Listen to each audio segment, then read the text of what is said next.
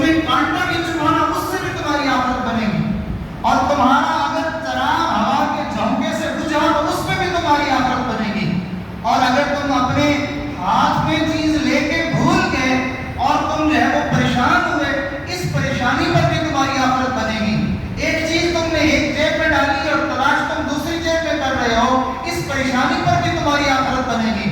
اگر تمہاری طبیعت ناساز ہو گئی، اس پر بھی تمہاری آخرت بنے گی۔ اگر تم جو ہے وہ اپنی صحت کو بنانے کے لیے کہ میں عبادت کر سکوں، تم کھاؤ پیو گے، اپنا پیٹ بھرو گے، اور ہم تمہاری اس کے بدلے میں کیا کریں گے؟ اب آپ بتائیے کہ جس کا مقصد پورا ہوتا جا رہا ہے وہ بندہ کبھی پریشان ہو تو نہیں پریشان تو کہتا ہے میرا کام بن رہا ہے، میں جدھر کوشش کر رہا ہوں وہ کوشش کامیابی کی طرف جا رہی ہے، تو لہذا میں تو ہر لمحے کامیاب ہو رہا ہوں، ہر لمحے میرا اللہ میری مدد کر رہا ہے۔ باقی رہتا مسئلہ میرے کھانے کا، میرے پینے کا، میری رہائش کا، میرے کاروبار کا، تو وہ بندہ سوچتا ہے یار میں نے کون سا یہاں کوئی زمانہ رہنا ہے، تھوڑا سا تو وقت رہنا ہے، ابھی تو چلے جانا ہے، پتہ نہیں کتنے دن کی بات ہے، میں اپنا کام کروں، بس تھوڑا سا آرام کر لیا، یہاں بھی لیٹ گیا، بس تھوڑی دیر آرام کیا، چلو جاؤ۔ مسئلے تو اس کے لیے بنتے ہیں جس نے صوفے سوچ رکھے ہوں، جس نے بیڈ سوچ رکھے ہوں، جس نے اے سی سوچ رکھے ہوں، جس نے بڑی بڑی گاڑیاں سوچ رکھی ہوں، اور جس نے اپنی ٹھاٹ باٹ کی زندگی سوچ رکھی ہو۔ مسئلہ تو اس کے لیے بنتا ہے۔ اللہ نے تو ہمارے لیے مسئلے نہیں بنائے، ہم نے مسئلے اپنے لیے خود بنائے ہیں۔ تو جب ہم نے اپنا راستہ چینج کر لیا، اپنی لائن تبدیل کر لی، تو اللہ نے فرمایا جاؤ پھر جاؤ، ہم بھی تم سے بری ذمہ ہیں۔ ہم نے تو تمہیں بھیجا تھا کہ تم جو ہے وہ جا کے آخرت کی تیاری کرو گے۔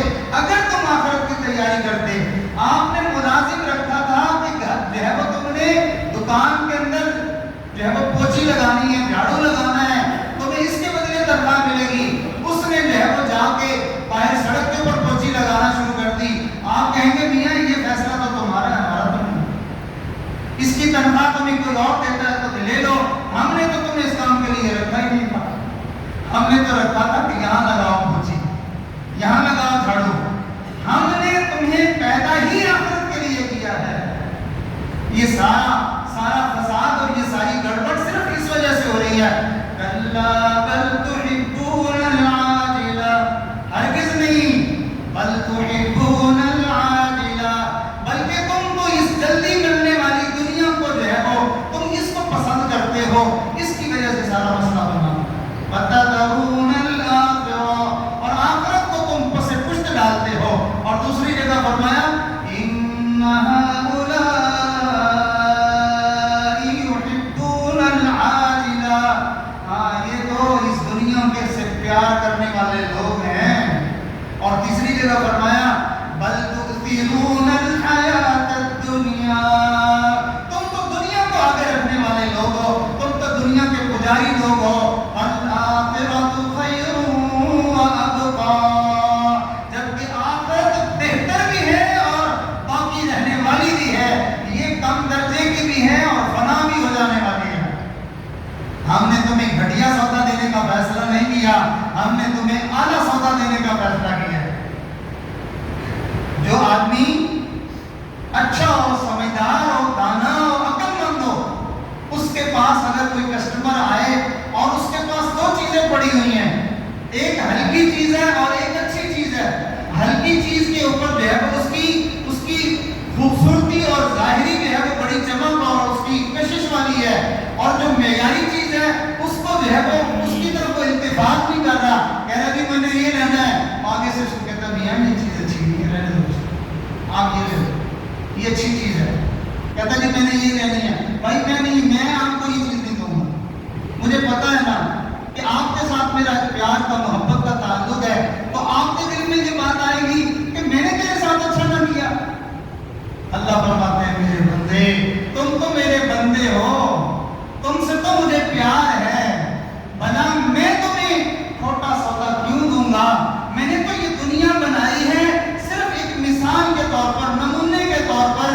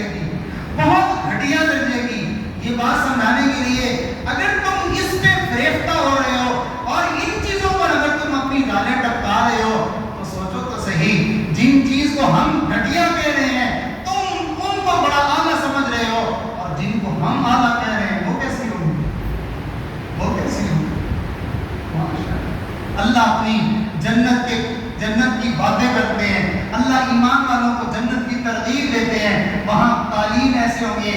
وہاں پر جو ہے وہ چھوٹے چھوٹے بچے موتیوں کی طرح کأنہم لؤلؤ مکنون، ایسے جیسے موتی بکھرے ہوئے ہوتے ہیں اس طرح چمکنے والے بچے ہوں گے جو تمہاری خدمت میں لگے ہوں گے. اور تمہارے لیے اللہ نے وہاں حور اور غلمان کا انتظام کیا. اللہ نے تمہارے لیے وہاں پرندوں کے گوشت کا انتظام کیا. اللہ نے وہاں تمہارے لیے حسن کا انتظام کیا. اللہ نے ایسے جنت کے نقشے کھینچے اور پھر ارشاد فرمایا اتنی خوبصورت ہے، اتنی خوبصورت ہے کہ کسی کے تصور اور خیال اور خواب میں بھی کبھی نہیں آیا ہوگا. ہم نے جو جنت بنائی ہے تمہیں کیا پتا کیسی بنائی ہے؟ آج جس کے پاس بڑا مال پیسہ ہوتا ہے وہ کہتا ہے جی میں جو ہے وہ ویری ٹاؤن میں پلاٹ لے رہا ہوں، بڑے فخر سے بتا رہا ہوتا ہے میرا فلان جگہ پہ پلاٹ ہے فلان جگہ پہ، اور وہ تو بہت مہنگا، غریب آدمی تو اس کا سوچ بھی نہیں سکتا.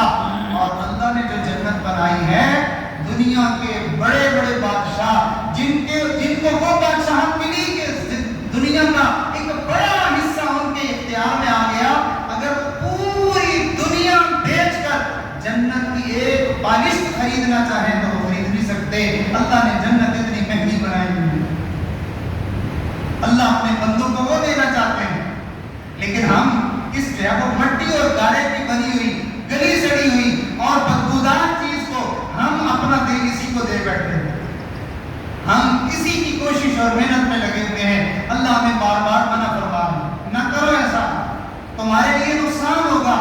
ہم نہیں بنائی ہے، ہم ہی تمہیں بتا رہے ہیں. آپ مجھ سے مکان خریدنا چاہیں، مکان میں نے بنایا ہے، میرے تعلق کی وجہ سے میں آپ کو کہتا ہوں یار آپ یہ نہ خریدو، اس کا مٹیریل ٹھیک نہیں ہے، اس کے کاغذات میں رونا ہے. تو آپ کو اگر میں ہی کہہ دوں تو بات تو بڑی گہری ہو جائے گی، اور اگر کوئی عام بندہ آپ کو کہہ دیتا تو شک شبے والی بات تھی. لیکن جب میں نے کہہ دیا کہ اس جگہ رونے والی ہے، خرابی والی ہے، مکان میں یاری نہیں ہے، تو آپ کو کبھی بھی اس کے خریدنے کے قریب نہیں آئیں گے. اللہ رب العزت نے دنیا بنائی اور خود بتا رہے ہیں کہ میں نے بڑی ناقص چیز بنائی ہے، یہ تو کافروں کے موج ملنے کے لیے ہے، تمہارے لیے تو جنت بنائی ہے. تم تو میرے کملی والے کے امتی ہو، تم تو ایمان والے ہو. وَمَا نُرْسِلُ الْمُرْسَلِينَ إِلَّا مُبَشِّرِينَ وَمُنذِرِينَ.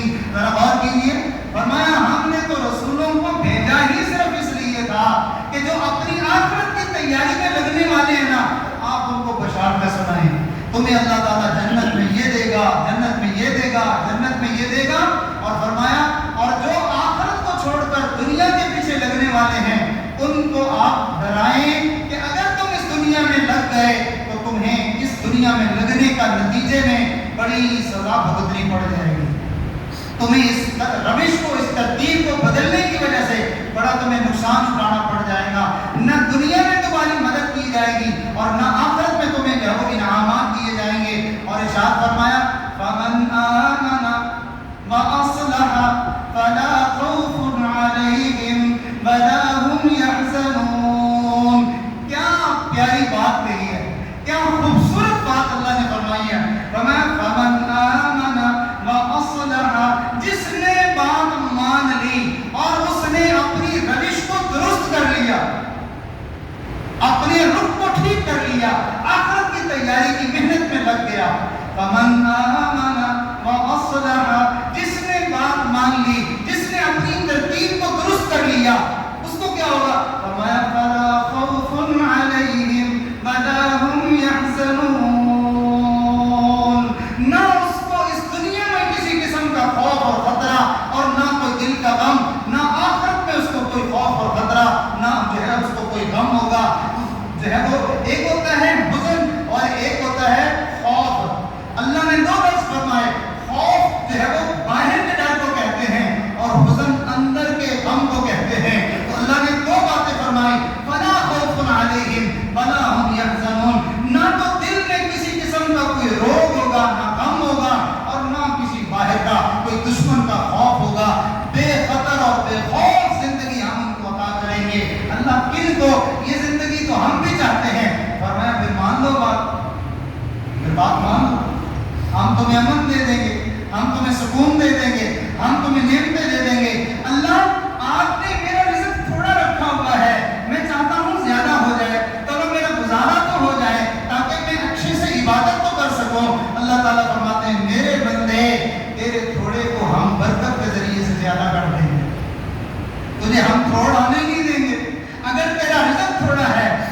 तेरी हाजतें भी थोड़ी कर देंगे, हम तेरी ज़रूरतें भी थोड़ी कर देंगे, हम तेरे मसाइल को कम कर देंगे, हम उसमें बरकत डाल देंगे, हम तेरे रिज़्क़ में कमी आने नहीं देंगे, हम तुझे देते चले जाएंगे।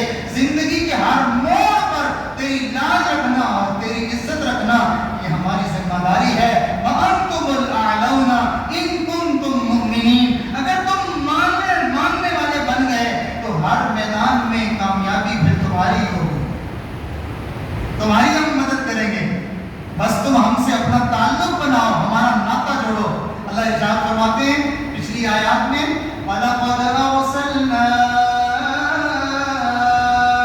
इला उममिन मिन क़ब्लिक फ़अख़ज़नाहुम बिलबअसा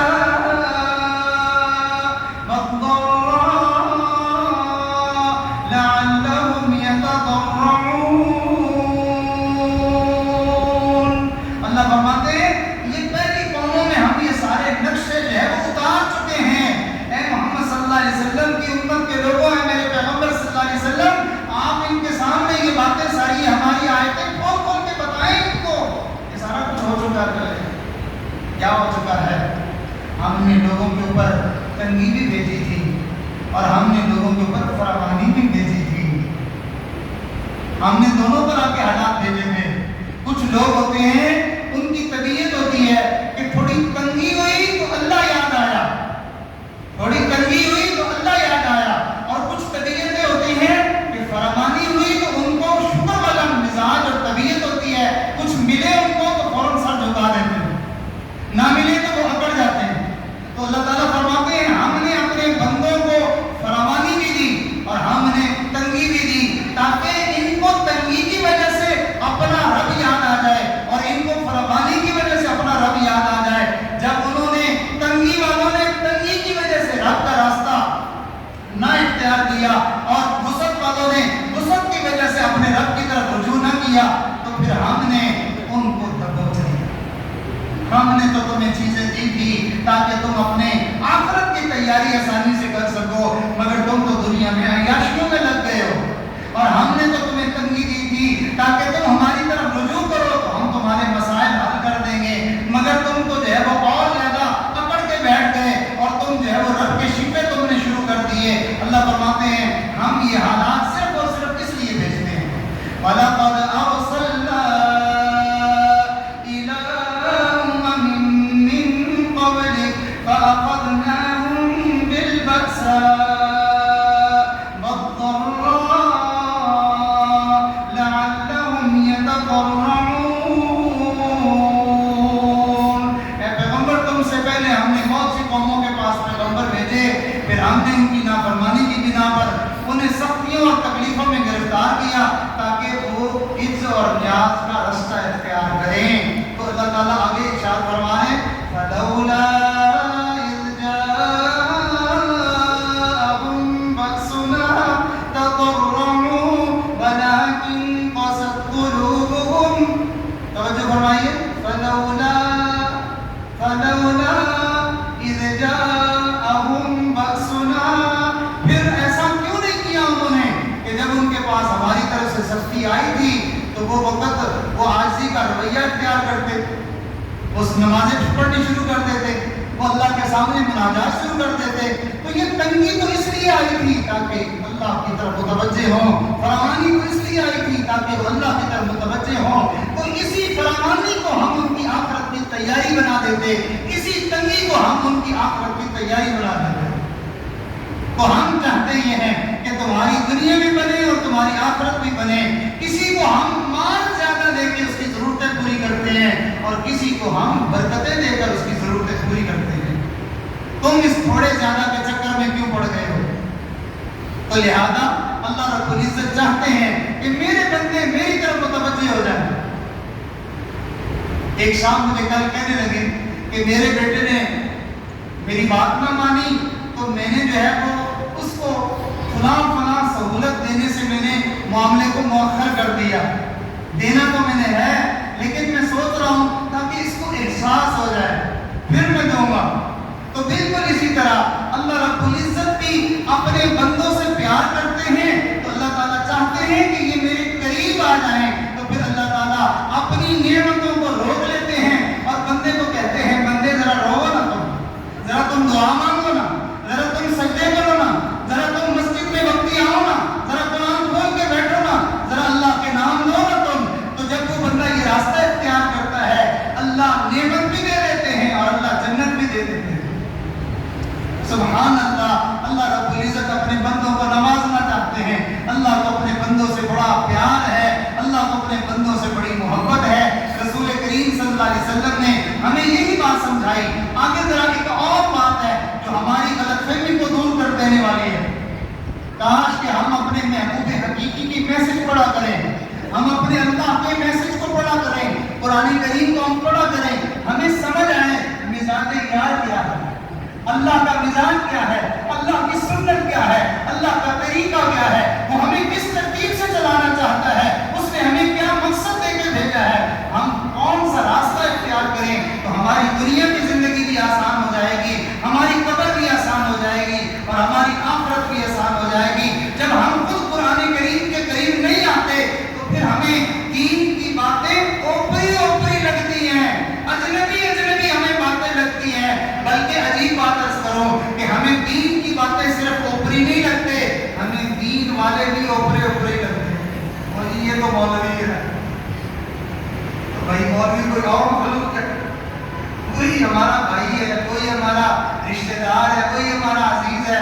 حتیٰ کہ خواتین میں بھی یہی معاملہ کہ جو خاتون دین کی طرف آ جائے، پردے کی طرف آ جائے، نماز کی طرف آ جائے تو دوسری عورتیں اس سے جو ہے وہ ذرا پرے پرے رہتی ہیں، یہ تو مولانی بنی ہوئی. ہمارے حضرت مفتی رشید احمد صاحب رحمۃ اللہ علیہ کراچی والے فرمانے لگے ایک خاتون ہے اس نے خط لکھا، کہنے لگی حضرت میں نے آپ کا بیان پڑھا، آپ کا بیان مجھ تک پہنچا، چھپا ہوا تھا، میں نے بیان پڑھا، اس نے میری زندگی بدل دی. میں بے پرد تھی، پردہ دار ہو گئی، میں بے نمازی تھی، میں نمازی بن گئی. اور جب میں نے اپنی زندگی کو بدل لیا تو میری دوستوں نے میرے پر فکرے کسنے شروع کر دیے اور مجھے کہنے لگی اس کا تو دماغ خراب ہو گیا. تو کہنے لگی حضرت جب تک میرا دماغ خراب تھا سب مجھے صحیح سمجھ رہے تھے اور جب میرا دماغ صحیح ہوا